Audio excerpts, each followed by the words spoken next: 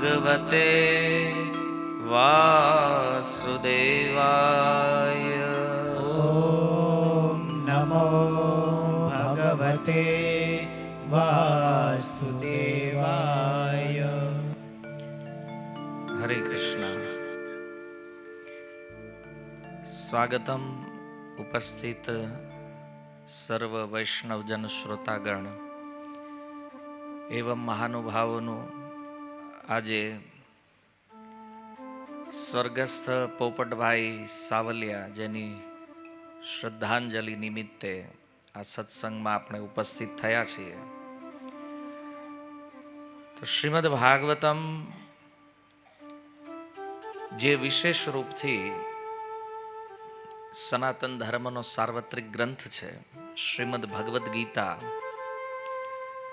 આ ગ્રંથોમાં વિશેષ રૂપથી મનુષ્ય જીવનની જે કરવા યોગ્ય પ્રવૃત્તિઓ છે અને આ મનુષ્ય જીવનનો જે ઉદ્દેશ્ય છે એના વિષયમાં ખૂબ સુંદર વર્ણન અલગ અલગ ઉપાખ્યાનો દ્વારા, ક્યાંક ભગવાન દ્વારા, ક્યાંક એમના ભક્તો દ્વારા આ ચરિતાર્થ થયું છે. આ સંસારમાં આપણે જોઈએ છીએ કે જે લોકો જન્મ લે છે એક દિવસ આ સંસારને છોડીને જાય છે. અને ગીતામાં પણ ભગવાને કીધું 2.27, જાતસ્ય હિ ધ્રુવોર મૃત્યુ ધ્રુવમ જન્મ મૃતસ્ય છે. હે અર્જુન, જે જન્મ લે છે એનું મૃત્યુ નિશ્ચિત છે, અને જેનું મૃત્યુ થયું છે એનો પાછો જન્મ પણ નિશ્ચિત છે. તો આ સંસારમાં અમુક સમય પહેલા આપણામાંથી કોઈ નહોતું, અને અમુક સમય પછી નહીં પણ હોઈએ. આપણા પૂર્વમાં પણ જે લોકો હતા એ આજે નથી. ભવિષ્યમાં જે આવવાવાળા લોકો છે એ પણ ક્યારેક નહીં હોય. એ આજે નથી, આવશે. પછીના સમયમાં એ પણ નહીં હોય. એટલે આ સંસારનું અવલોકન કરીએ તો એક વાત તો દેખાય છે કે અહીંયા કોઈ પરમેનન્ટ નથી. બધાના આવવાનો અને જવાનો એક સમય છે. પણ આ સમય દરમિયાન શું કરવું જોઈએ, પ્રવૃત્તિ શું કરવાની છે, તો એના વિષયમાં આપણી પાસે અજ્ઞાન છે. આની આપણને જાણકારી નથી, અને એટલા માટે એવા કાર્યો પાછળ સમય નષ્ટ કરીએ છીએ જે કાર્ય વાસ્તવમાં ઉચિત નથી. એનો અર્થ એવો નથી કે એ સાવ કરવા યોગ્ય નથી, પણ બે વસ્તુ છે ને જીવનમાં, એક મહત્વપૂર્ણ કાર્ય છે અને એક ગૌણ છે. તો માયાના પ્રભાવમાં આપણને એવું લાગે છે કે આપણે જે કામ અત્યારે કરીએ છીએ ને એ મહત્વપૂર્ણ છે, અને સત્સંગ ભજન જે છે એ ગૌણ છે. અને આજે લોકોની માનસિકતા પણ એ છે કે ભાઈ ભજન કરવા વાળા જે લોકો છે, સત્સંગ કરવા વાળા જે લોકો છે, આ લોકો વાસ્તવમાં અજ્ઞાની છે, આને ખબર નથી પડતી. જો સમાજમાં કંઈક સારી પ્રવૃત્તિઓ, અર્થાત એના મનમાં જે છે મતલબ કમાવું, સમાજ સેવાનું કાર્ય કરવું, આવી પ્રવૃત્તિઓમાં લોકો ટાઈમ આપતા હોય છે. તો વિચારવાનું એ છે કે આપણા જીવનમાં બંને કાર્યો થઈ રહ્યા છે. આ બંનેમાં મહત્વપૂર્ણ કાર્ય કયું છે પહેલા એ નક્કી કરવાનું છે. આપણે જ્યારથી જન્મ્યા, સમજતા થયા, અને ત્યારથી આપણે કોઈ એક કાર્યમાં લાગ્યા છીએ. કોઈ નોકરી કરતા હોય, કોઈ ધંધો કરતા હોય, કોઈ વિશેષ રૂપમાં સમાજની સેવામાં લાગ્યા હોય, તો એને એવું લાગતું હોય કે નહીં, આ પ્રવૃત્તિ અતિ મહત્વપૂર્ણ છે. પણ એ એની માન્યતા છે. કેમ? કારણ કે એને પૂછો કે આ પ્રવૃત્તિઓનું અંતમાં પરિણામ શું છે. જ્યારે મૃત્યુ આવે તો આ પ્રવૃત્તિઓ આપણને શું લાભ આપશે. માની લો કોઈ વ્યક્તિએ ખૂબ ધન ભેગું કર્યું છે, કરોડો રૂપિયા છે એની પાસે, પણ એને પૂછો કે આ જે તમે 50-60 વર્ષ મહેનત કરીને ભેગું કર્યું છે અને પછી આવે છે મૃત્યુ, તો આ ધન કઈ કામ લાગે ખરું?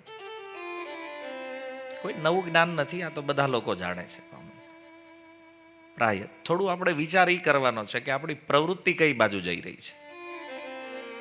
અને એવું નથી કે કમાવું ન જોઈએ, જીવન જીવવા માટે, વ્યવહાર ચલાવવા માટે ધનની પણ જરૂર છે, આ બધી પ્રવૃત્તિઓ પણ ચાલવી જોઈએ, પણ એ જ પ્રવૃત્તિ માટે આપણે નથી અહીંયા. કારણ કે જીવવા માટે, વ્યવહાર માટે જેટલું જરૂરી હોય એટલું બધા જ લોકો કરે છે, એવું નથી કોઈ નથી કરતા કામ. પણ એ આપણા જીવનનું મેઇન કામ એ નથી, મુખ્ય કામ એ નથી. મુખ્ય કામ એ છે કે એક દિવસ આપણે અહીંથી નીકળવાનું છે, એની તૈયારી કરવાની છે આપણે.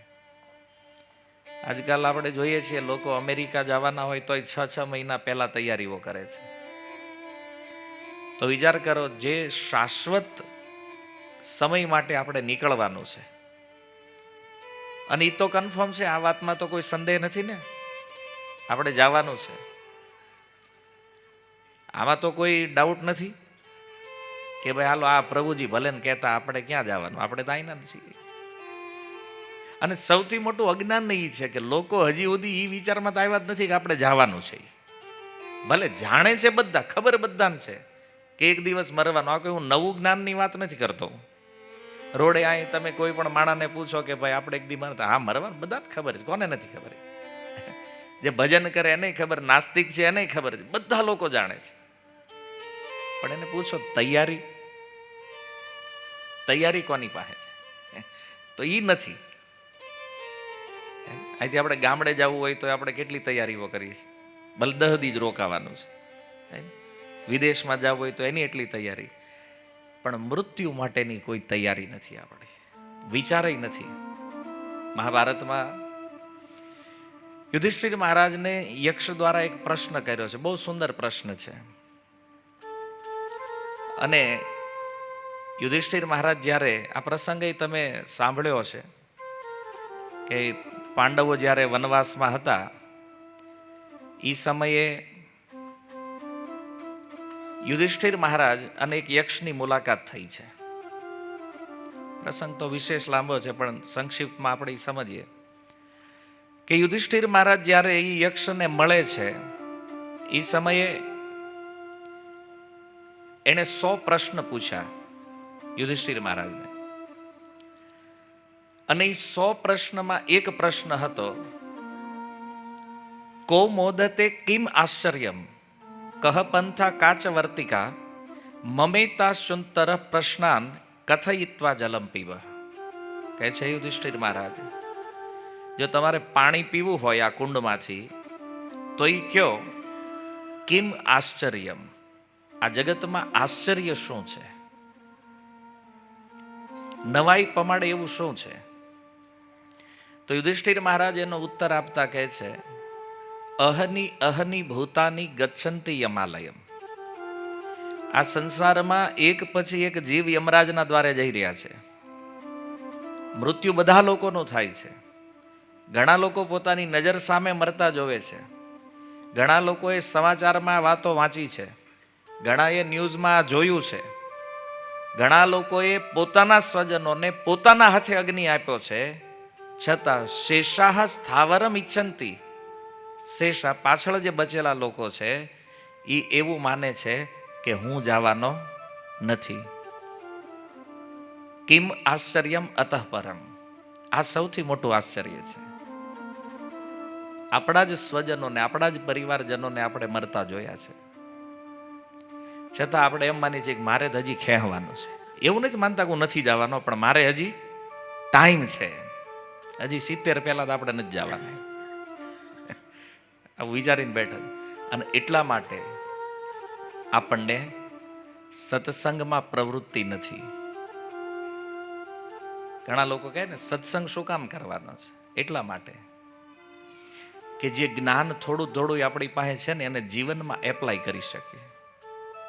અથવા બિલકુલ નથી, તો આ સત્સંગથી આ જ્ઞાન પ્રાપ્ત થાય કે જીવનનો ઉદ્દેશ્ય આપણે જે માનીએ છીએ ખાવું પીવું ઊંઘવું ફરવું આ નથી.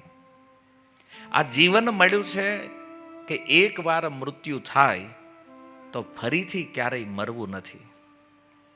એકવાર તો આપણે અહીંથી જવાનું છે, પણ ફરીથી આ સંસારમાં ન આવવું પડે એના માટેનું કાર્ય કરવા માટે આપણને મનુષ્ય બનાવવામાં આવ્યા છે.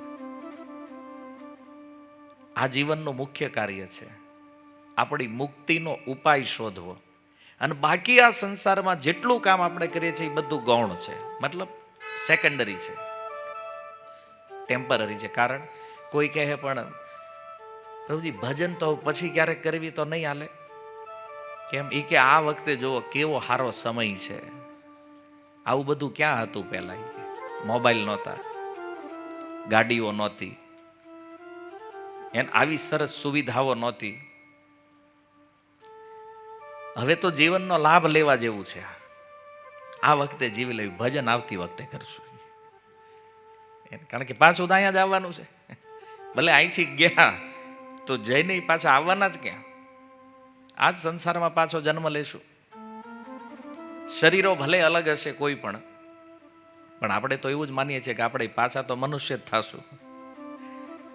ઘણી વાર એવું થાય, લોકોની આ ભ્રાંત ધારણાઓ છે. એકવાર મને એક ભાઈ કે પ્રભુજી તમે જે વાત કહો ને એ ખોટી વાત છે. મેં કેમ? એ કે માણા મરે એ માણા જ થાય પાછો. મેં કીધું તમને કેમ એવું લાગે છે? એ મને કે ફોર વ્હીલનું એન્જિન સ્કૂટરમાં ફિટ થાય? એ ન થાય. તો એ કે સ્કૂટરનું ફોર વ્હીલમાં ફિટ થાય? મેં કીધું ન થાય, એનું જે હોય એમાં જ થાય. તો એ કે મનુષ્યનો જે આત્મા છે એ પછી કીડીમાં કેમ ફિટ થાય કયો તમે? સમજો? તો મનુષ્યનો આત્મા એ પાછો એ માણા માણા જ થાય, કે પછી કૂતરો કૂતરો જ થાય, કીડી કીડી જ થાય. એમ તમે કીધું તારું લોજિક તો બહુ સારું છે, પણ વિચારવાનું એ છે કે તો પછી તને માણા બનાવ્યો ને ઓલાને કૂતરો એમ કેમ? વાત તો વિચારવા જેવી છે ને. તમે તર્ક આપી શકો, લોજિક કરી શકો, પણ સિદ્ધાંત શું કહે છે? કારણ કે આત્માના વિષયમાં કોઈ જ્ઞાન નથી તો આવી બધી વાતો થાય. કારણ કે આત્મા તો કોઈ પણ શરીર હોય એની સાઈઝ તો એક જ હરખી છે બધા. જે આત્મા એક કીડીમાં છે એવો જ આત્મા મનુષ્યમાં છે. આત્માની સાઈઝમાં કોઈ ફરક નથી. શાસ્ત્રોમાં કીધું છે, ઉપનિષદોમાં આત્માની સાઈઝ કેટલી છે? તો કે બાલાગ્ર શતભાગસ્ય, વાળના અગ્રભાગનો, વાળનો જે પોઈન્ટ છે એ પોઈન્ટના 100 ભાગ કરો. બાલાગ્ર શતભાગસ્ય શતધા કલ્પિતસ્ય છે.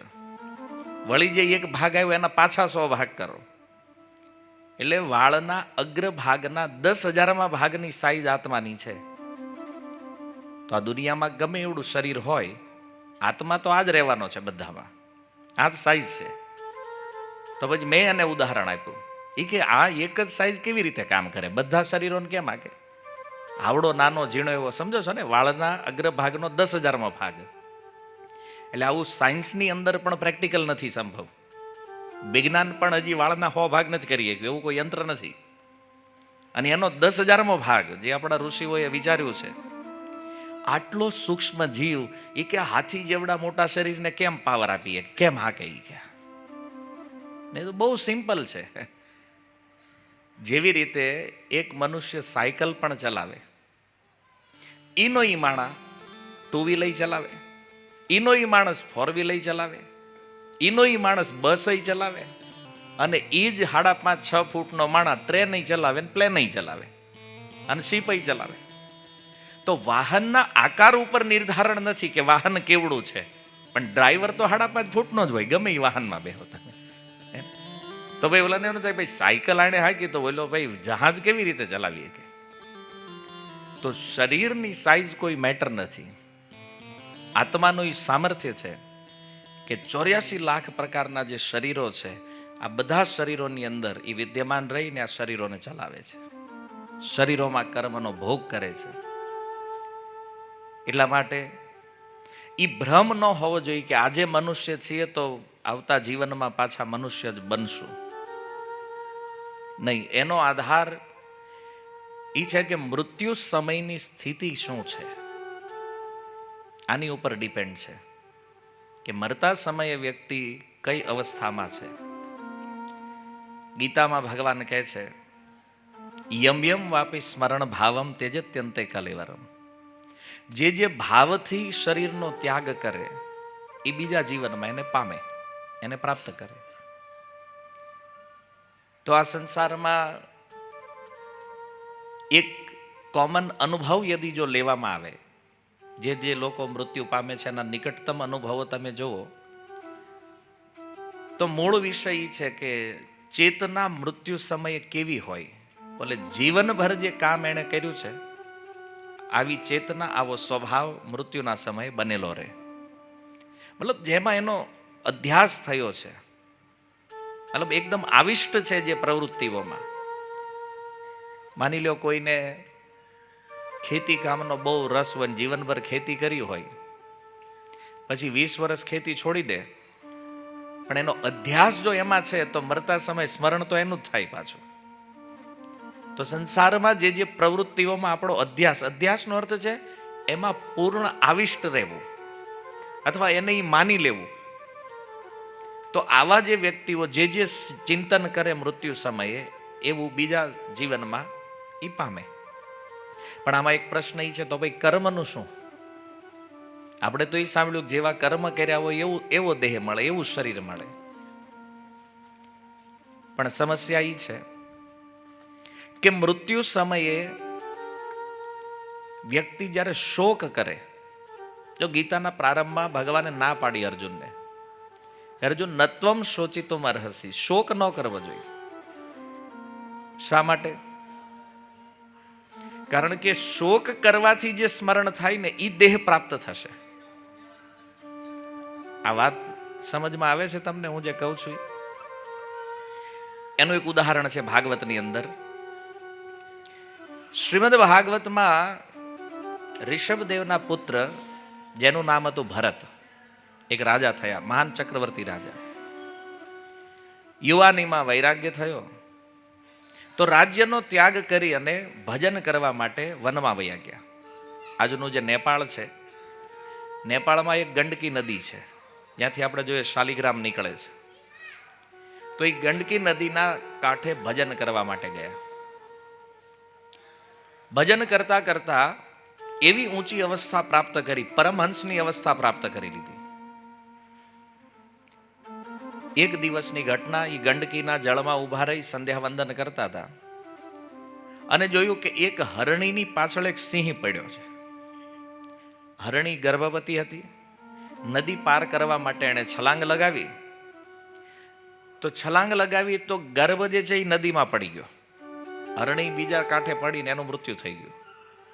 બચ્ચું પાણીમાં પડ્યું. ભરત મહારાજ આખી ઘટના જોવે છે. પછી સિંહ ત્યાંથી નીકળી ગયો. એને થયું કે આ બચ્ચું છે પાણીમાં પડ્યું છે અને આટલી ઠંડી છે તો આનું મૃત્યુ થઈ જાય. સાધુ સ્વભાવ છે, કરુણા સહજ છે, જઈને બાળકને બચાવી લીધું. બચાવીને જ્યારે કાંઠે લાવ્યા તો ભરત મહારાજ વિચાર કરે કે આને જો હું છોડી દઈશ તો વળી કોઈક સિંહ આવશે, કોઈ હિંસક પશુ આવશે અને આને મારી નાખશે. એને થયું કે આને હું હાચવી લઉં, જો મારી પાસે રહેશે ને તો આ નહીં મરે.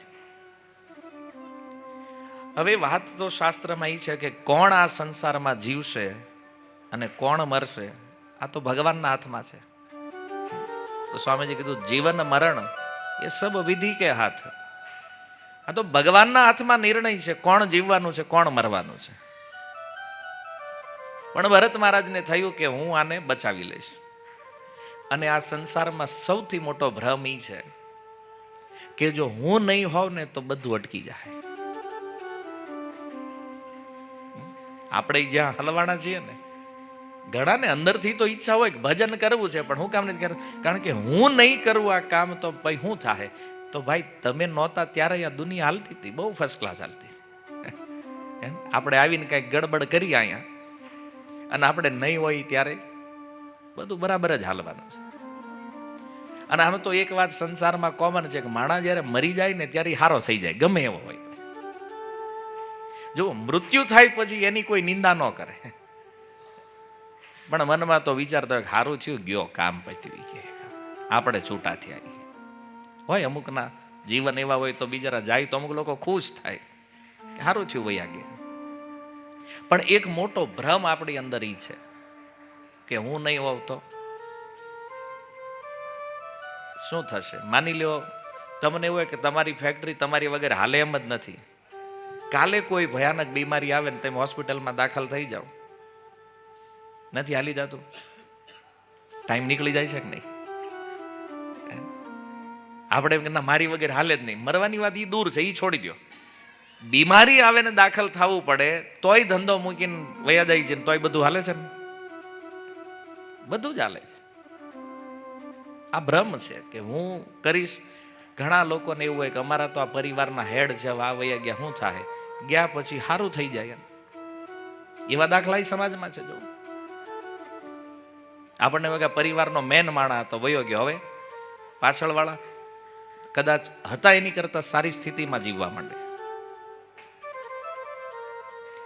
ભરત મહારાજને થયું કે આને હું નહીં બચાવું તો આને મારી નાખશે કોઈ. પણ વિચાર કરો, જંગલમાં હજારો હરણ હતા બીજા, એક બે નહીં હજારો. એને કોણ જીવાડે છે? એના જીવનની રક્ષા કોણ કરે છે? ભરત મહારાજ આટલું ભૂલી ગયા.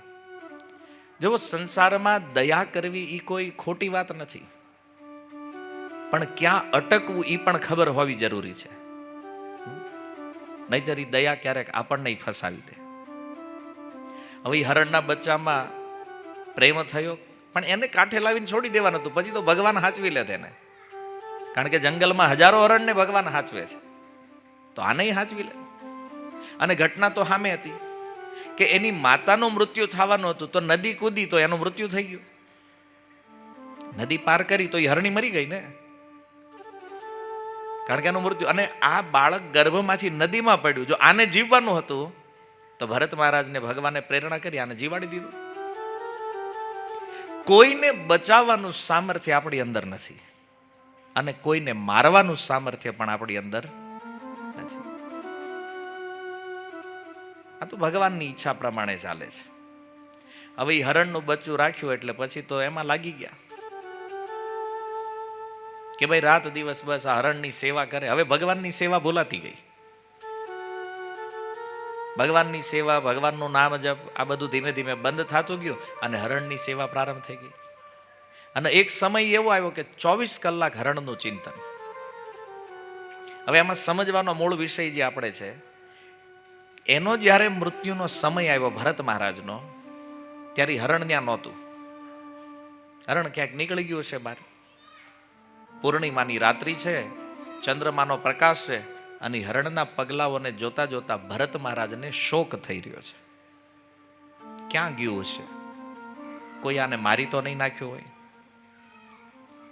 કેટલું પ્રિય છે મને, આ પૃથ્વી કેટલી ધન્ય છે. જોવો કે એના ઉપર આ ચરણ ચિહ્નો છે, એના હરણના પગલાને જોઈને પૃથ્વીને ધન્ય માને છે.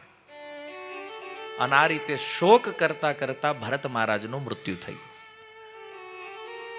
અને આનો પરિણામ એ આવ્યું કે એક સમયનો આ ચક્રવર્તી સમ્રાટ રાજા બીજા જન્મમાં સીધો હરણના શરીરમાં. સુખદેવજી આ કથા કહે છે ભાગવત પંચમ સ્કંદમાં.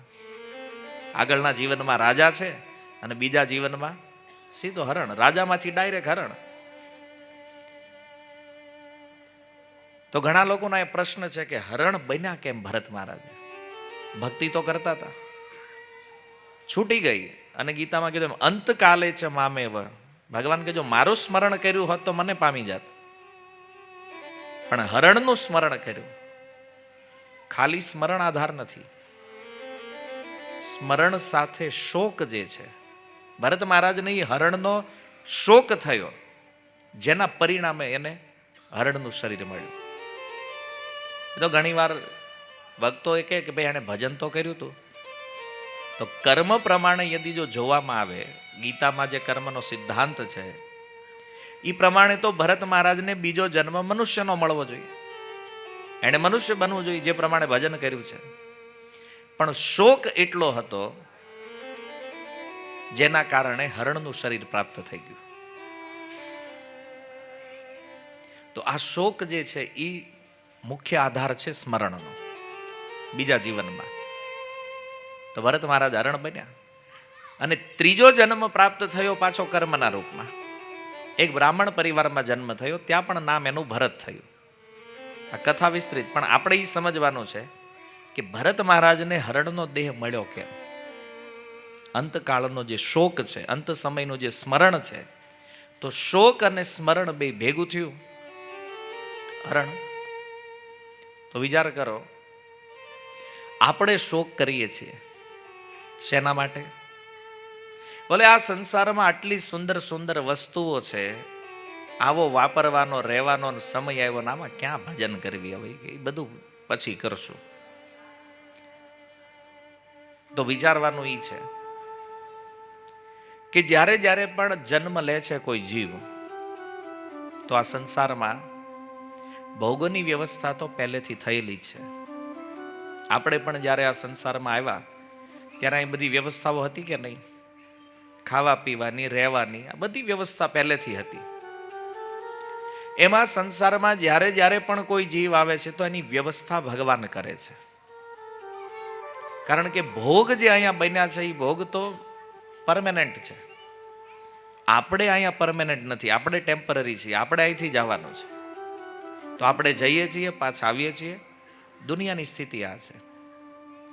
આપણને એમ લાગતું હોય કે ઓહો, આપણા ગઢાને બિચારાને ભાગ નહોતું, તે કાંઈ મળ્યું નહીં જીવનમાં, એમના મરી ગયા બિચારા, અને આપણે હવે જલસા કરવી, જો કેટલી પ્રગતિ કરી. એના જમાનામાં એને જલસા જ હતા, અને એને જે હતા ને એ આજ આપણે નથી. અને એટલે આપણે એનામાં ફિટ નથી થતા, ને આપણામાં એ ફિટ નથી થતા. અહીંયા કદાચ ગમે એવા કરોડોના બંગલા હોય, કોઈ ડોલ આમ કયો અહીં રહેવા આવો, લ્યો, આવે છે? તો એને જોઈને આપણને ચિંતા થતી, ખારું આટલા કરોડો રૂપિયા છે તોય ભોગવી નથી એકતા, જોવો લ્યો. અરે ભાઈ, એવું નથી. એ એના જીવનમાં ફિટ છે. એ જે ગામડામાં રહે છે, એની જે પ્રવૃત્તિઓ છે એ એના માટે ઓકે છે. એનો આનંદ એમાં છે. દીકરાઓએ ભલે કરોડોની સંપત્તિ બનાવી હોય, એની એને કાંઈ મતલબ નથી, કાંઈ લેવા દેવા નથી એને. તોય આપણે એને જોઈ જોઈને બળતા હોય કે આવડા રહી ગયા, લ્યો. નથી ભાઈ, કોઈ ટેન્શન નથી એને. અને ટેન્શન નથી એને, એનું પ્રમાણ શું છે કે એ 100 વર્ષ જીવી ગયા. ભાગવત કહે છે મનુષ્યનું આયુષ્ય કળિયુગમાં 100 વર્ષનું છે, 100 વર્ષ જીવે. અને આપણે 70 લાવ્યા એને ખેહીને. કેમ? આપણે પ્રગતિ કરી, વિકાસ કર્યો આપણે. કે આપણને ના ના અમે પ્રગતિ કરશું, ટેકનોલોજી લાવશું, આ લાવશું, તે લાવશું, લાવ્યા. 100 વર્ષનું એ જીવન શાંતિથી ખાઈ પીને મજા કરતા હતા, એ 60 અને 70 લાવી દીધું. આપણી પ્રગતિ આ છે. ભલે ગમે માનતા હોય, આપણે તો આ જ પ્રગતિ કરી છે. એટલા માટે કે આ ભોગોનું ચિંતન જે છે, ભોગની જે પ્રવૃત્તિઓ છે, એને છોડવા માટે આપણે તૈયાર નથી. ઉલટાનું હજી વિચારે ઓર વધારે મળી જાય, ઓર વધારે મળી જાય. અને ક્યાં અટકવાનું છે એ આપણને ખબર, બ્રેક ક્યાં મારવાની એ ખબર નથી. ગમે એટલું હોય કે આવવા જ દો, ના પાડતા જ નથી. 2 વસ્તુમાં ના પાડે ક્યારેક ક્યારેક, એક ખાવામાં ના પાડે. વધારે પડતું ખવાઈ ગયું હોય તો કે હવે રહેવા દો બસ. બીજું માર ખાવામાં ના પાડે, હવે માર બહુ થઈ ગયો, હવે રહેવા દો. આની સિવાય ગમે એ આપો એમ આવવા દો, લાવો. આનું ક્યારેય એન્ડ આવતું જ નથી. તો એ જ ભરત મહારાજને જ્યારે એના પિતા ઋષભદેવ શિક્ષા આપે છે, ત્યારે આ ભોગોના સ્વરૂપના વિષયમાં સમજાવતા કહે છે કે નાયમ દેહો દેહ ભાજામ ત્રિલોકે. આ સંસારમાં જેને મનુષ્ય જીવન મળ્યું છે એના માટે આ મળ ખાવાવાળા જે કૂતરાઓ છે, જે મળ ખાવાવાળા ડુક્કરો છે, એને પણ જે ઉપલબ્ધ છે, કષ્ટાન કામાન અર્હતે વિડભુજામ્યે, પશુઓને પણ પ્રાપ્ત છે એવા વિષય ભોગ માટે આ જીવન નથી, આ સંસાર નથી. આપણને એવું થતું હોય કે આપણી પાસે એક સુંદર ઘર છે, આપણી પાસે એક સુંદર રૂમ છે, આપણી પાસે એક સુંદર બેડ છે, આપણી પાસે એર કન્ડિશન છે, અને એમાં આપણે જઈને હોઈ જાય તો કેટલી સરસ ઊંઘ આવે છે આપણને.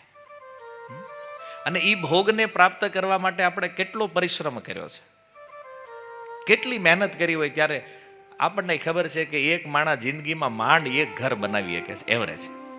એમ આખી જિંદગી લોન ભરે ને હપ્તા ભરે એ બધું કરે ત્યારે એક ઘર થાય, ત્યાં એને જવાનો ટાઈમ થઈ જાય. પછી ઘણા લોકોની જિંદગી એવી છે, બિચારા લોન ભરતા ભરતા વયા ગયા. એને એમ જ સમજવાનું ને કે આપણે હપ્તા ભરવા જ આવ્યા હતા. ખાલી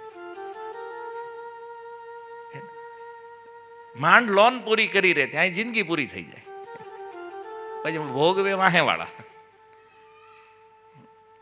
તો કે જે જીવન વિષય ભોગ માટે નથી. અને આપણે એમ માનતા હોય કે આ મારા જીવનનું એચિવમેન્ટ છે. કેમ? હું એસીમાં હોઉં છું, મારી પાસે સુંદર કાર છે, તો મેં આટલું મોટું એચ. કેમ કે આ બીજા પાસે નથી, એટલે આપણે એવું માનતા હોય કે આપણે એચિવ કર્યું છે કંઈક. અરે ભાઈ, વિષય ભોગના સ્વરૂપને આપણે નથી જાણતા એટલે આ એચિવમેન્ટ લાગે છે આપણને.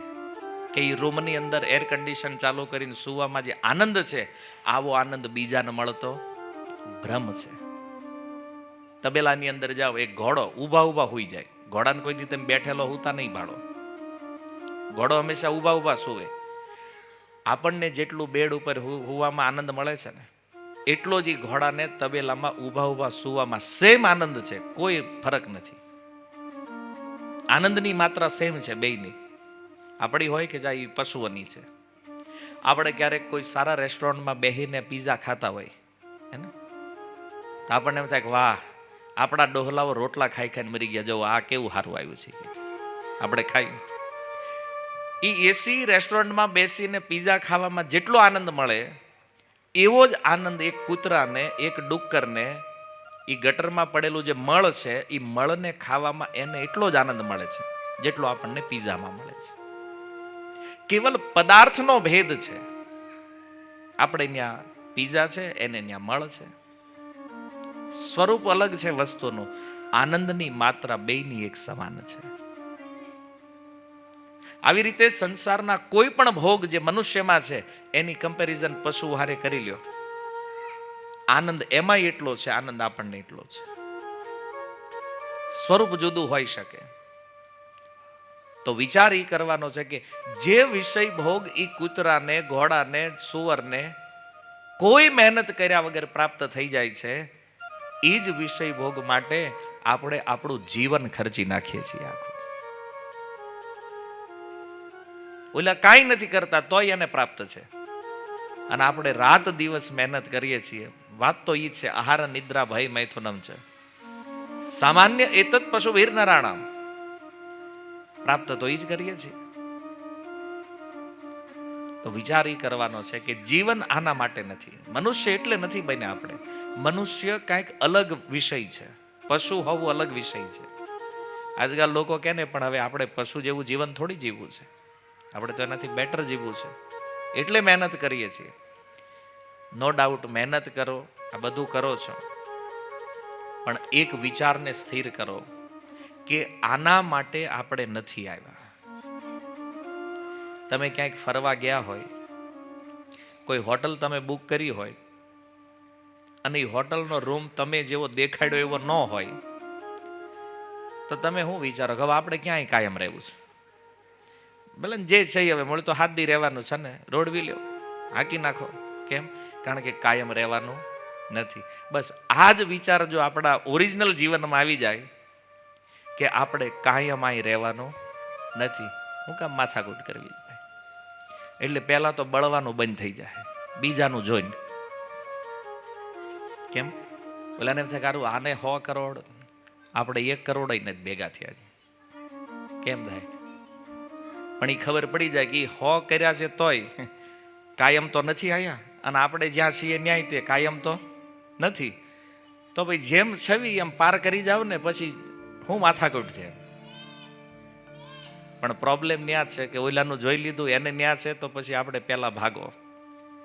ક્યારેક ક્યારેક કોઈ સાધુ આવીને સમજાવે કે ભાઈ થોડું ભજન કરી લો, એ બધું પછી પહેલા ભાગવા દો. કેમ? ને કે અમારો મેળ નહીં પડે, વાહે રહી જા હોય. કે અને હવે આ સમજ તો હજી આપણને એ નથી પડી કે ઓલો ભાગીને આગળ ક્યાં વહી જવાનો છે, ને આપણે વાહે રહીને કેટલા વાહે રહી જવાના. કેમ? કારણ કે બધા દોડે છે તો રાઉન્ડમાં જ, અને ગોળ રાઉન્ડમાં જ્યારે દોડતા હોય તો કોણ આગળ છે ને કોણ પાછળ છે કેમ નક્કી થાય? નથી ખબર પડતી ને.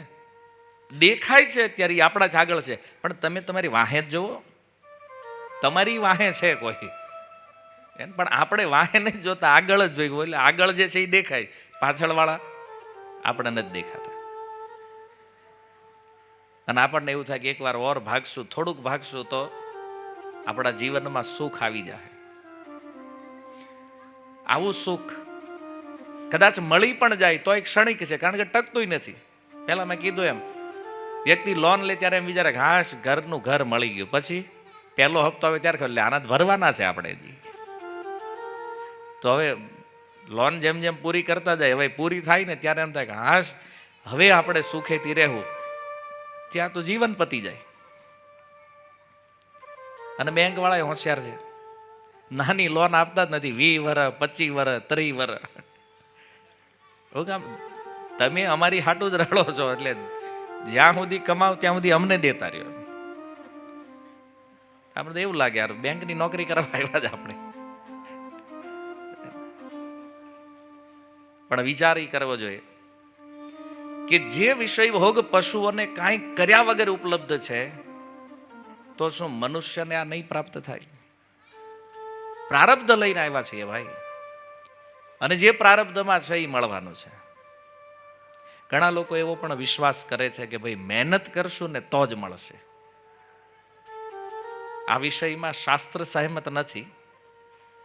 મહેનત કરવી જોઈએ, પુરુષાર્થ કરવો જોઈએ, પણ એક લિમિટમાં.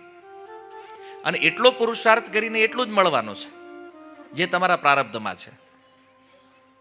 કારણ કે પ્રારબ્ધથી વધારે કાંઈ પ્રાપ્ત થતું નથી.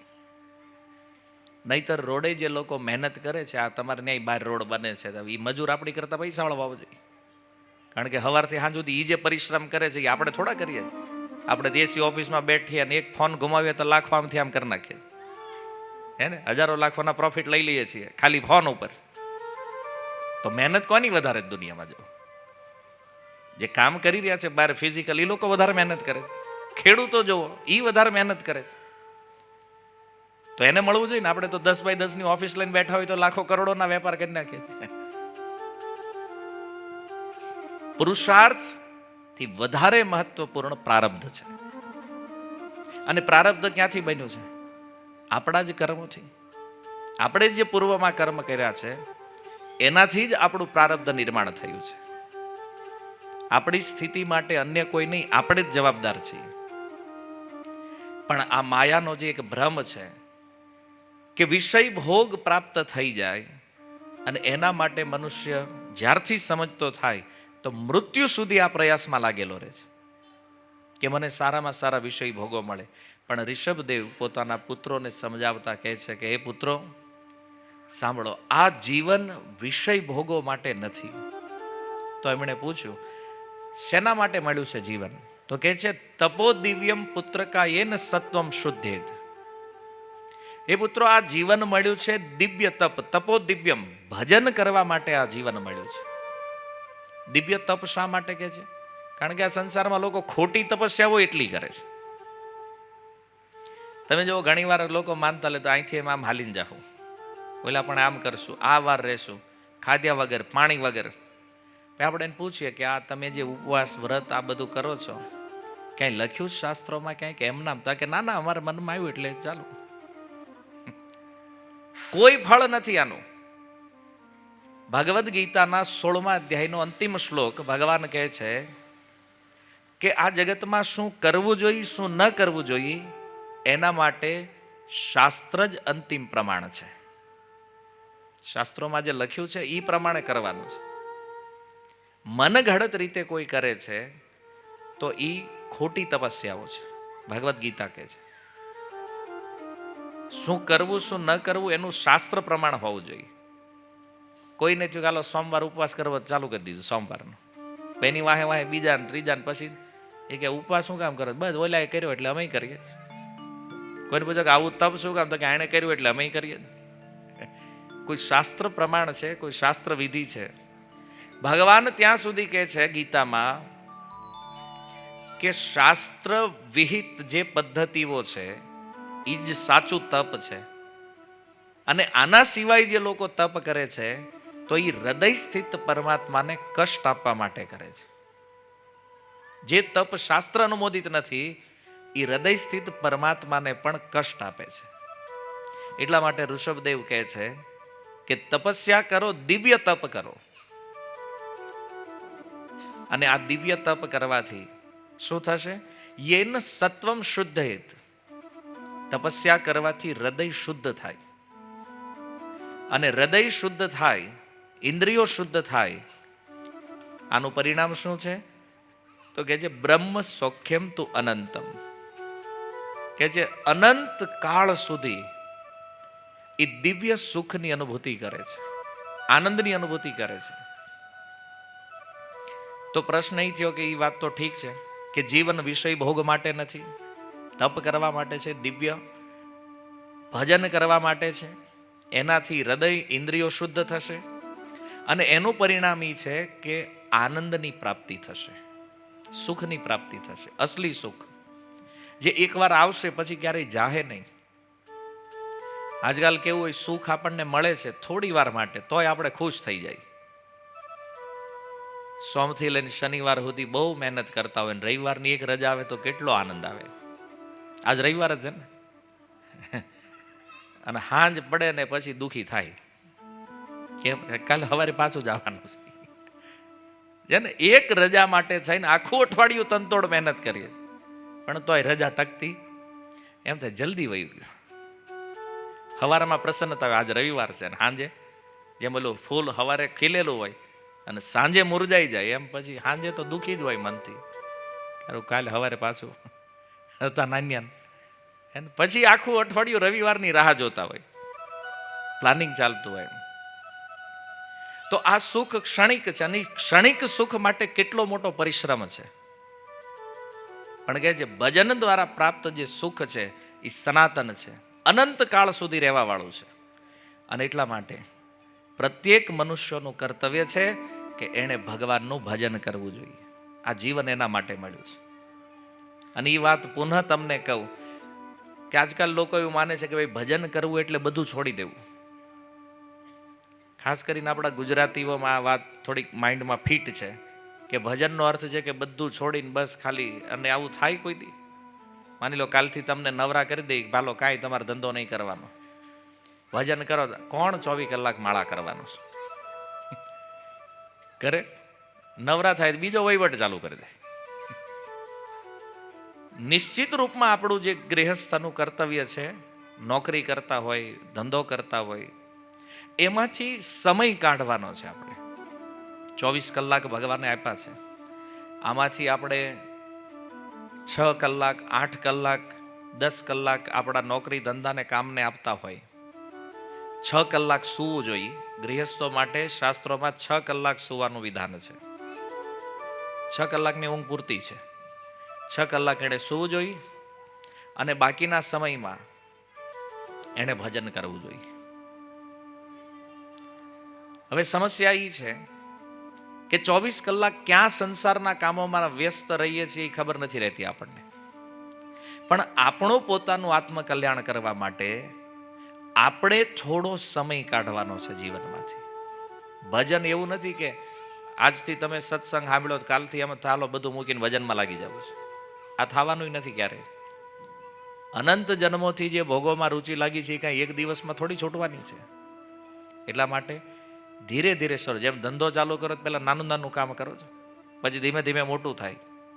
એમ શરૂઆતમાં થોડો સમય, અડધી કલાક, કલાક કોના માટે કાઢવાની છે? આપણા પોતાના માટે. આજ સુધી જે સમય આપણે આપીએ છીએ કોના માટે આપીએ છીએ? બીજા લોકો માટે. તમે એનાલિસિસ કરો પોતાના જીવનનું કે મારા જીવનમાં મેં જે કાર્ય કર્યું છે, હું જે કાંઈ પ્રાપ્ત કર્યો છું, આમાંથી મેં પોતે કેટલું વાપર્યું છે? આપણે પોતે આનો ઉપયોગ કેટલો કર્યો છે? મોસ્ટ ઓફ તો બીજા લોકો ઉપયોગ કરતા હોય. આજ તમે જો લગભગ 4 વ્હીલ ગાડીઓ બધાના ઘરે છે અત્યારે. તો જે ધંધે જવા વાળા છે એ તો ટુ વ્હીલ લઈને જ જાય તા, ફોર વ્હીલ વાપરે જ કોણ? તો કે બાયું ને છોકરા. આખું જે તમે વસાવો છો એમાં 24 કલાક રહે છે કોણ? બાયું ને છોકરા. આપણે જ ખાલી હુવા જ જઈએ જ ઘરે. એને હવાર નીકળી જાવ, સાંજે આવો. તો આપણે ઘર કોના માટે બનાવ્યું છે? બીજા લોકો માટે, એને સુખી કરવા માટે. પછી કે ના વ્યવહાર કરવો પડે. વ્યવહાર કોની હાટું કરીએ? બીજાને પ્રસન્ન કરવા માટે કે હારું અહીં જવું પડે માસીને ઘરે, કે માસી નારાજ થઈ જાય ના કરી. કાકા ત્યાં જવું પડે કે કાકા નારાજ થઈ જાય. હવે આખી દુનિયાને પ્રસન્ન રાખવામાં મોટા ભાગનો સમય તો આમાં કાઢી નાખ્યો છે આપણે. બીજાને શું લાગશે, બીજા શું વિચારશે, એ આપણાથી કેમ ખુશ રહે, અને તોય પાછા રિહાયેલા તો હોય જ. ગમે એટલું કરો.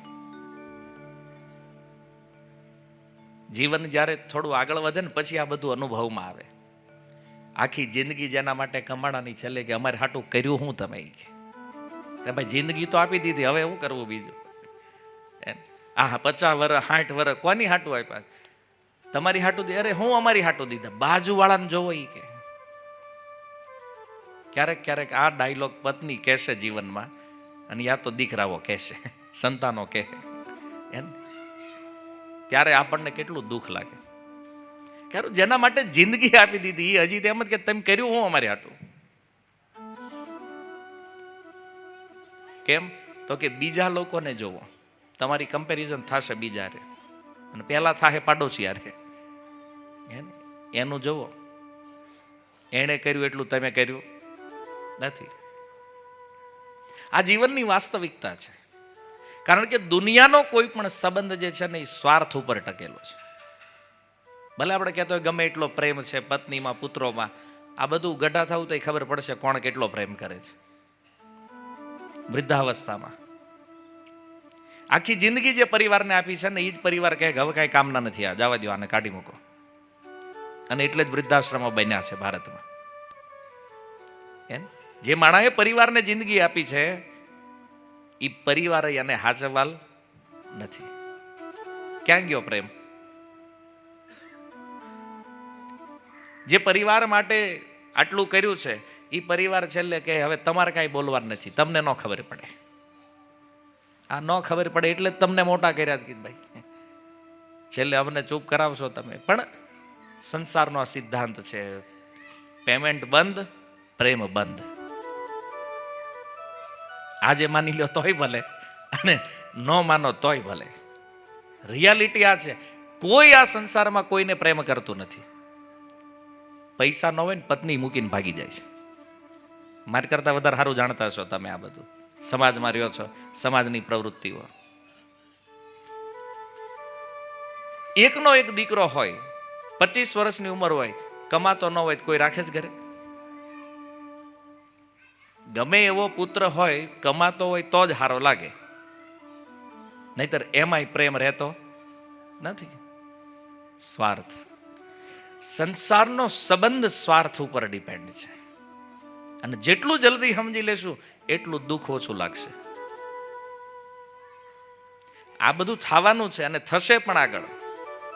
પણ આપણે આપણી તૈયારી કરવાની છે કે આ સંસારમાં આપણે કેવલ પરિવારને ખુશ કરવા, સમાજને ખુશ કરવા કે અન્ય લોકોને પ્રસન્ન કરવા નહીં. આ સંસારમાં આપણે ભગવાનને પ્રસન્ન કરવા માટે આવ્યા છે. અને ભક્તિ કરવાથી ભગવાન પ્રસન્ન થાય. તો એક પ્રશ્ન થાય, ભગવાનને પ્રસન્ન શું કામ કરવાના છે? ભગવાનને એટલે પ્રસન્ન કરવાના કારણ કે એ આખા જગતનું મૂળ છે. સુખદેવજી કહે છે, યથા તરુર નિષેચ મૂલનમ.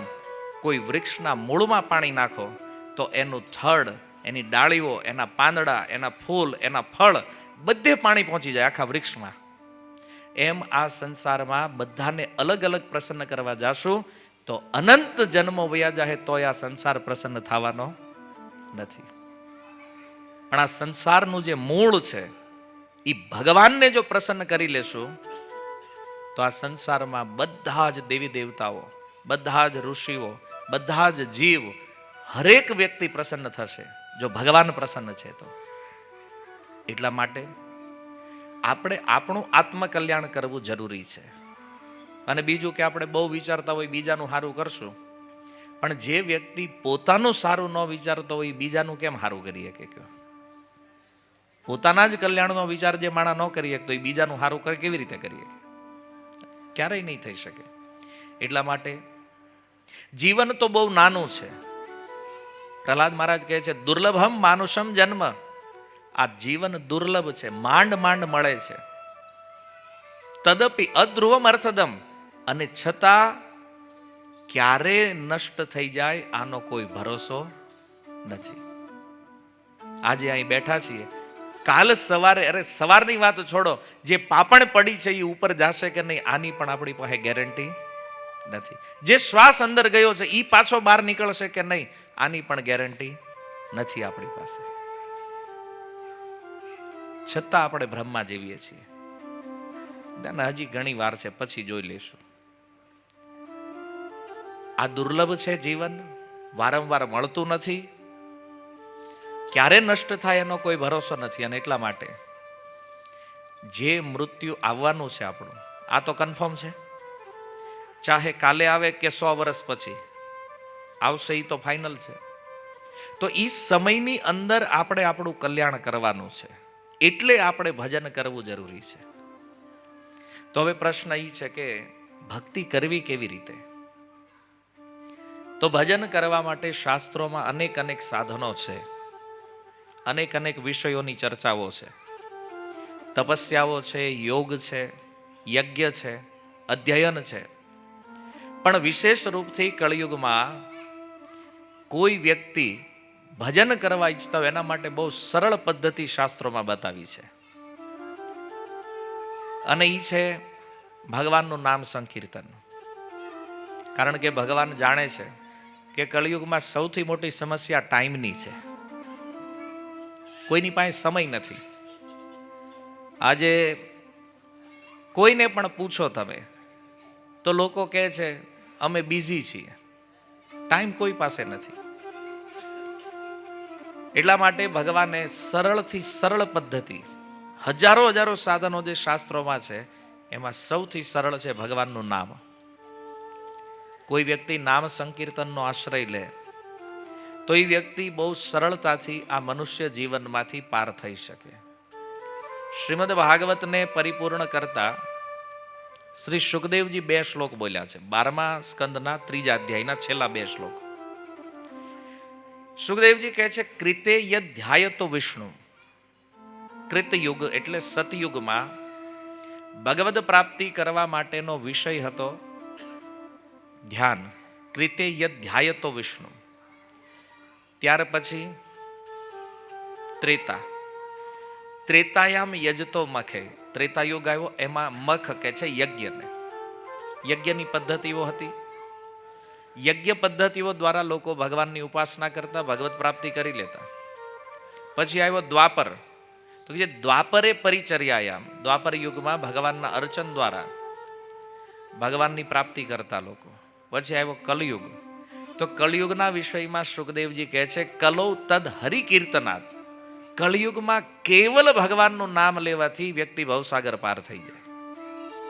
કેવલ નામ. નિજવાદ ગોસ્વામીજીએ માનસમાં કરી કલયુગ કેવલ નામ આધારા, સોમેરી સોમેરી ઉતરહી ભવ પારા. કલયુગમાં કોઈ ભગવાનનું નામ સંકીર્તન કરે તો ભગવાનના નામના સ્મરણથી વ્યક્તિ પાર થઈ જાય. અને દ્વિતીય શ્લોકમાં કહે છે કે આ કલયુગ જે છે એ શું છે કે જે કલેર દોષો નિધે રાજન. કલયુગ દોષોનો સમુદ્ર છે. અને કેટલા દોષ છે આપણે જોઈ રહ્યા છીએ નજરે.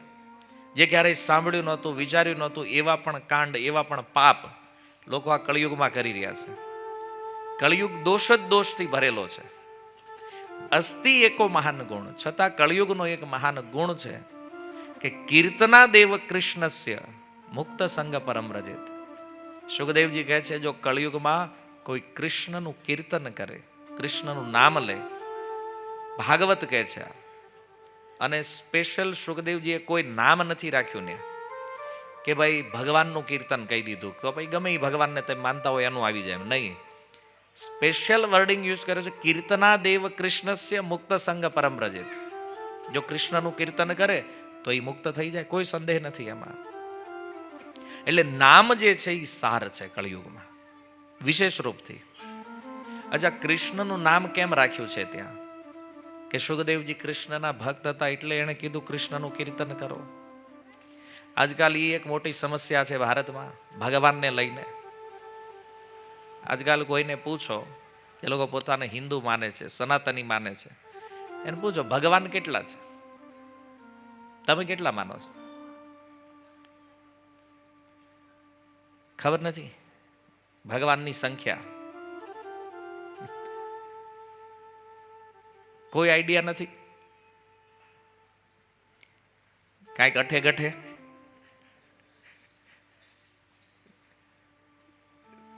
ઉત્તર નથી, એનો મતલબ કે કન્ફ્યુઝન છે અને હજી ક્લિયર નથી જેટલો સમય જીવનમાં ગયો છે કે ભગવાન એક છે કે ઘણા બધા છે. એક કેવી રીતે? હા, આપણે કંઈક જવાબ આપ્યો હોય તો વિચારીને આપ્યો હોય ને, એનું કંઈક કારણ તો હોય કે ભાઈ ઘણા છે તો એ કેમ હશે એમ. તો ભગવાન એક છે કારણ કે વેદ કહે છે એકો અદ્વિતીય દ્વિતીયમ નાસ્તિ. ભગવાન એક જ છે, બે નથી. તો તમે કહો તો કૃષ્ણ છે તો રામય છે, ભાઈ રામ છે તો નરસિંહ છે, નરસિંહ છે, વરાહ છે, વામન છે, ઘણા બધા સ્વરૂપ છે, ભગવાનના અવતારો છે. તો ભગવાન એક છે કારણ કે એ જ ભગવાન અલગ અલગ રૂપમાં પોતાને પ્રગટ કરે છે. રામ કોઈ અલગ તત્વ નથી, કૃષ્ણ જ રામ છે. નરસિંહ કોઈ અલગ તત્વ નથી, કૃષ્ણ જ નરસિંહ છે. વામન કોઈ અલગ તત્વ નથી, કૃષ્ણ જ ક્યારેક વામન બને છે, એ જ ક્યારેક કુર્મ બને છે, એ જ ક્યારેક મત્સ્ય અવતાર છે, પણ મૂળ જે છે એ કૃષ્ણ છે. એટલે સુખદેવજીએ ભાગવતમાં કૃષ્ણનું નામ લીધું છે. કારણ કે જ્યારે કોઈ કૃષ્ણની ભક્તિ કરે તો બધા અવતારોની ભક્તિ એક સાથે થઈ જાય, કારણ કે બધા એમાંથી નીકળ્યા છે ને. એનો મતલબ કે આ બધા અવતારો કૃષ્ણમાં વિદ્યમાન છે.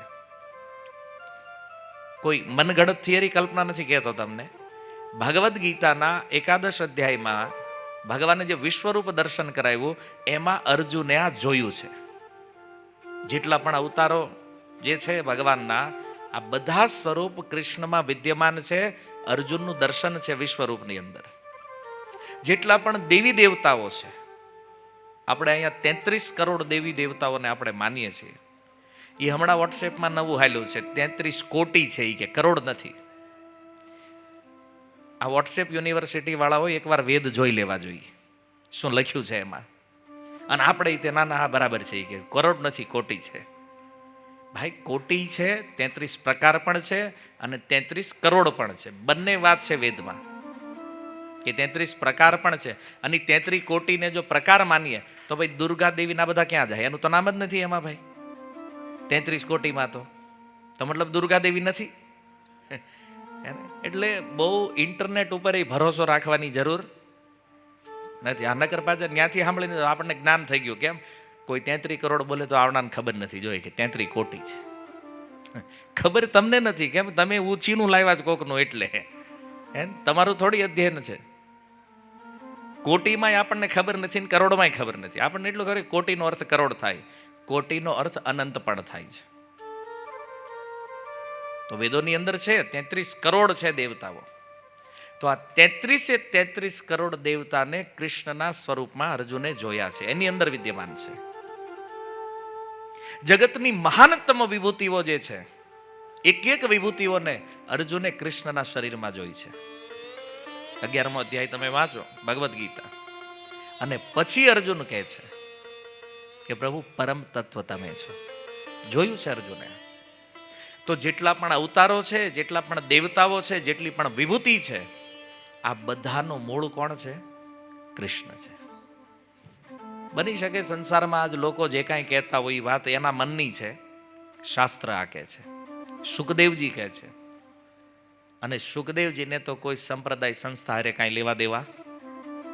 સુખદેવ તો સુખદેવ છે ને ભાઈ. એનું તો એવું નથી કે ભાઈ ઇસ્કોન વાળા રહેતા કે એ કંઈક બીજી સંસ્થાઓ વાળા રહેતા. નહીં, સુખદેવ છે. અને એને સાંપ્રદાયિકથી તો કોઈ મતલબ નથી. પણ જીવોના પરમ કલ્યાણ માટે કૃષ્ણ તત્વ જે છે, કૃષ્ણ નામ કાર્ય કરશે, એ સુખદેવજી કહે છે. એટલે એને કીધું કીર્તના દેવ કૃષ્ણસ્ય મુક્ત સંગ પરમ વ્રજેત. આ ભાગવત કહે છે. અને ભાગવત પણ કોઈનું પ્રાઇવેટ નથી. કોઈ સંપ્રદાય વાળા દાવો ન કરીએ કે અમારું છે. કારણ કે ભાગવત સાર્વત્રિક ગ્રંથ છે, મનુષ્ય માત્ર માટે છે. ગીતા સાર્વત્રિક ગ્રંથ છે. કોઈ સંપ્રદાય દાવો નહીં કરીએ કે આ અમારી જ છે ગીતા. એ મનુષ્ય માત્ર માટે છે. એટલા માટે જો તટસ્થ ભાવથી વિચાર કરો તો શુકદેવજી, વ્યાસદેવ, નારદજી જેવા જે મહાપુરુષો છે એણે કીધું છે કે આ પરમ તત્વ છે. સનાતનનું મૂળ જે છે વેદ, આ વેદો કહે છે કે પરમ તત્વ જે છે એ ભગવાન કૃષ્ણ છે. બ્રહ્માજી જે આ સંસારના પ્રથમ જીવ છે એને પૂછો ભગવાન કોણ છે, કે જે ઈશ્વર પરમ કૃષ્ણ સચ્ચિદાનંદ વિગ્રહ અનાદિરાદિર ગોવિંદ સર્વ કારણ કારણમ. બધા કારણોનું મૂળ કારણ જે છે એ ભગવાન કૃષ્ણ છે. અને એક વાત મહાભારતમાં એ લખી છે કે આપણને જ્યારે કાંઈ ખબર ન પડતી હોય કે હવે આટલું બધું શાસ્ત્રના બધું આ તો અમે કાંઈ સમજતા નથી, તો યુધિષ્ઠિર મહારાજે કીધું કયા માર્ગ ઉપર ચાલવું જોઈએ, કો માર્ગ? તો એનો ઉત્તર આપતા એ કહે છે મહાજનો યેન ગતસ પંથા. મહાપુરુષો જે માર્ગે ચાલ્યા હોય આ માર્ગ ઉપર હાલવું જોઈએ આપણે. મહાજન કોણ છે? બોલે પિતામહ ભીષ્મ. અચ્છા, પિતામહ ભીષ્મને પૂછો ભગવાન કોણ છે? બોલે કૃષ્ણ છે. હનુમાનજી મહારાજ, એને પૂછો કોણ છે ભગવાન? ભગવાન રામ. જનક મહારાજ, બલિ મહારાજ, આ બધા મહાજનો છે જે ધર્મના તત્વને જાણે છે. અને આ બધા એક સ્વરથી સ્વીકાર કરે છે કે કૃષ્ણ પરમ તત્વ છે. કોઈ કન્ફ્યુઝન નથી, કોઈ સંદેહ નથી. પણ આ સંસારમાં ક્યારેક ક્યારેક ભક્તિના નામ ઉપર લોકો સામાન્ય લોકોને બેવકૂફ બનાવતા હોય છે. આને ભગવાન માનો, ઓલાને માનો, અને એવા લોકોની વાતો કરતા હોય જેના નામ જ આમાં દેખાતા નથી ક્યાંય શાસ્ત્રોમાં. પણ એ વિચાર કરો જોઈએ, આપણી બુદ્ધિ કામ નથી કરતી તો મહાજનો જે ધર્મના તત્વને જાણવા વાળા 12 મહાજનો છે એનો નિર્ણય શું છે? ઈ કોને પરમ તત્વ માને છે? તો બ્રહ્માજી છે જે દુનિયાના પ્રથમ જીવ જે છે ઈ કહે છે ભાઈ સર્વ કારણ કારણમ કૃષ્ણ છે. અનાદિરાદિર ગોવિંદ સર્વ કારણ કારણમ. તો ઈ એક ભગવાન જ અનેક રૂપમાં પોતાનો વિસ્તાર કરે છે. ઈશ્વર તત્વ એક છે. સ્વરૂપ ભલે જુદા જુદા હોઈ શકે. ક્યારેક રામના રૂપમાં છે, કારણ કે હનુમાનજી મહારાજ જેવા ભક્તો રામ રૂપમાં જોવા માંગે છે. તો પ્રહલાદ મહારાજ જેવા જે ભક્તો છે એને નરસિંહ રૂપમાં જોવા માંગે છે. તો જેવી જેવી ભક્તની ઈચ્છાઓ છે, ભક્તની ભાવનાઓ છે, એને પરિપૂર્ણ કરવા માટે ભગવાન ઈ અવતાર એવા સ્વરૂપને ધારણ કરે. પણ અવતાર લેવાનો અર્થ એ નથી કે ગમે એને અવતાર બનાવી દેવા. આ દુનિયામાં એ ટ્રેન્ડ છે. કોઈને પૂછો કે તમે આને કેમ માનો, તો કે કૃષ્ણનો જ અવતાર છે. તું જોવા ગયો તો અવતાર છે કે નહીં તું સાબિત કરવાનો છો. ભાઈ એ તો શાસ્ત્ર કહે છે કે કેટલા અવતાર છે, કયા સમયે, ભગવાન ક્યારે. તો કે ના ના, એમ કે પહેલા થઈ ગયા એનું જ લખાણ છે ને, ભવિષ્યમાં આવવાના એનું લખ્યું છે. બૌદ્ધ કલ્કી જે કળિયુગમાં અવતારો થવાના હતા એનું વર્ણન શાસ્ત્રોમાં છે. આ થશે 5000 વર્ષ પૂર્વ જ્યારે આ ગ્રંથો લખાણા, કારણ કે શ્રુતિમાં હતા, તો જ્યારે એને પુસ્તકનું રૂપ આપવામાં આવ્યું તો એમાં વ્યાસદેવે લખ્યું કે આજથી 2500 વર્ષ પછી બુદ્ધ નામનો એક અવતાર થશે ભગવાનનો. તો બુદ્ધ આવ્યા. એ જ ભાગવતમાં લખ્યું છે કે કળિયુગના અંતમાં કલ્કી અવતાર થાય. તો આવશે કલ્કી. પણ તોય હજી એ વાત લઈને ઘણા ડુપ્લિકેટ કલ્કીઓ આવવા માંડ્યા અત્યારમાં. તમને ખબર, રાજકોટમાં એક કલ્કી હતો, આત્મહત્યા કરી લીધી. બોલો, કલ્કી ભગવાને. વિચાર, એ કહેતો હું કલ્કી અવતાર છું. કલ્કી અવતાર ટીંગાઈ ગયા એક દી પંખારે. તો કળિયુગ છે ભાઈ. અહીંયા મનુષ્યને પણ લોકો ભગવાન બનાવી દે છે. કોઈ પણ માણા થોડુંક કંઈક એવું કામ કરે તો એમ કે હા તો ભગવાન છે. જીવ ક્યારેય ભગવાન થઈ શકે નહીં. આ સિદ્ધાંત છે. એટલે ભગવત તત્વના વિષયમાં આપણે આ સમજવું જરૂરી છે કે ક્યારેય કોઈ તમને બીજા લોકો પૂછે કે ભાઈ ભગવાન કેટલા છે, તો ઉત્તર એ જ હોવો જોઈએ કેટલા છે? એક. આજના સત્સંગથી આટલું જ તમારે શીખી જવાનું. કોઈ બી પૂછે ભાઈ અલગ નથી, એક જ છે. દેવી દેવતાઓ અલગ છે, ભગવાન અલગ છે, એ પણ અંતર ખબર હોવું જોઈએ. શિવજી, બ્રહ્માજી, ઇન્દ્ર, વરુણ, સૂર્ય, અગ્નિ, ચંદ્ર આ બધા દેવતાઓ છે. પણ રામ, નરસિંહ, વરાહ, વામન, મત્સ્ય, કુર્મ આ ભગવદ અવતારો છે, ભગવાન છે. તો ભગવાન અને દેવતાઓનું અંતર, ભગવત તત્વ એક છે, અનેક નથી. અને એ બધાનું મૂળ કૃષ્ણ છે. આ કોણ કહે છે? સુખદેવજી પણ કહે છે ભાગવતમાં. અને વ્યાસદેવે ભગવાનના 24 અવતારોનું જે વર્ણન કર્યું છે એમાં પણ કીધું એતે જ અંશ કલા પુંસ કૃષ્ણસ્તુ ભગવાન સ્વયં. આ જેટલા પણ અવતારોનું વર્ણન થયું છે, આ બધા અવતારોનું જે મૂળ છે એ કોણ છે? કૃષ્ણ છે. ભાગવત 1લો સ્કંદ 3જો અધ્યાય 28 નંબર શ્લોક પ્રમાણે તમે જોઈ શકો છો. ભાગવતની અંદર પહેલા 22 અવતારોનું વર્ણન કર્યું સૂતજીએ, પછી આ શ્લોક આપ્યો છે કે આ 22 અવતાર જે ગણાવ્યા એમાં કૃષ્ણ જે છે એ અવતાર નથી, એ અવતારી છે કે જેનાથી બીજા અવતારો થાય છે બધા. તો એને કીધું એતે જ અંશ કલા પુંસ, કોઈ અંશ અવતાર છે, કોઈ કલા અવતાર છે, કોઈ મન્વંતર અવતાર છે, પણ કૃષ્ણસ્તુ ભગવાન સ્વયં. કૃષ્ણ જે છે એ આ બધાનું મૂળ છે. તો જ્યારે મૂળને પ્રસન્ન કરશું તો વૃક્ષ તો પ્રસન્ન થવાનું છે, એમ કૃષ્ણને પ્રસન્ન કરવાથી સંસાર અપને આપ પ્રસન્ન થઈ જશે. તો સુખદેવજી કીધું કલૌ તદ હરિ કીર્તનાથ, અને એટલા માટે કળિયુગમાં ભગવાનના નામનું કીર્તન કરવું જોઈએ. આ જ ભક્તિ છે. કળિયુગમાં કોઈ તપસ્યાની જરૂર નથી, કોઈ યોગની જરૂર નથી, કોઈ જ્ઞાનની જરૂર નથી, કેવલ હરિનામ. એટલે ગોસ્વામીજી કીધું કળિયુગ કેવલ નામ આધાર. અન્ય યુગમાં બીજા સાધનોનો આશ્રય છે, પણ કળિયુગમાં ભગવાનની પ્રાપ્તિ કેવલ અને કેવલ ભગવાનના નામથી થાય છે.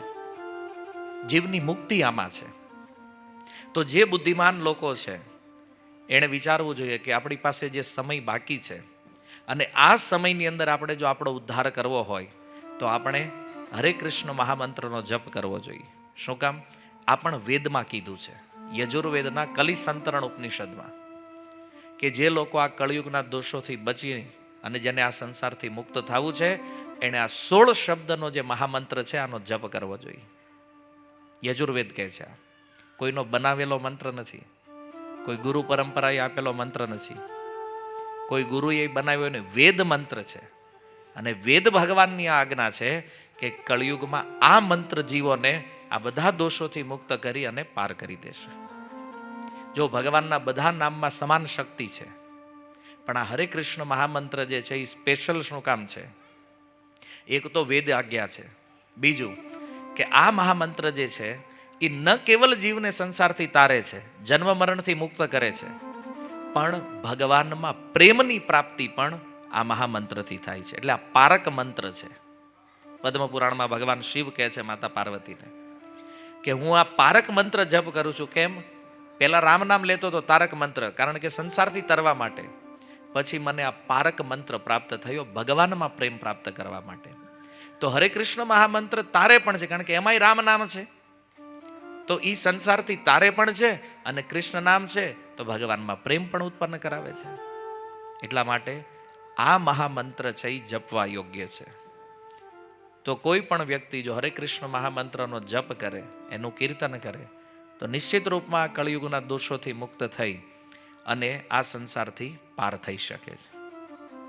તો આ જીવન જે છે એ આના માટે આપણને મળ્યું છે. આપણું મૂળ લક્ષ્ય, મૂળ કર્તવ્ય ભજન કરવાનું છે. અને બાકીના ટાઈમમાં આપણું જે રૂટીન વ્યવહારિક કામકાજ છે, નોકરી છે, ધંધો છે, આ બધું કરતાં કરતાં પણ વ્યક્તિ પોતાનો ઉદ્ધાર કરી શકે. તમે જે રૂટીન લાઈફ જીવો છો એને કાંઈ છોડવાની જરૂર નથી, એને ચેન્જ કરવાની જરૂર નથી.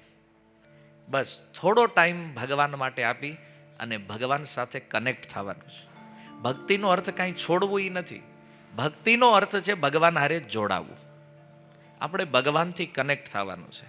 અને આટલું કરશું તો નિશ્ચિત રૂપમાં આપણું જીવન સફળ બનશે. આ મનુષ્ય જીવનનો ઉદ્દેશ્ય સિદ્ધ થશે. હરે કૃષ્ણ. શીલ પ્રભુપાદ કી નિતાય ગૌર પ્રેમાનંદે.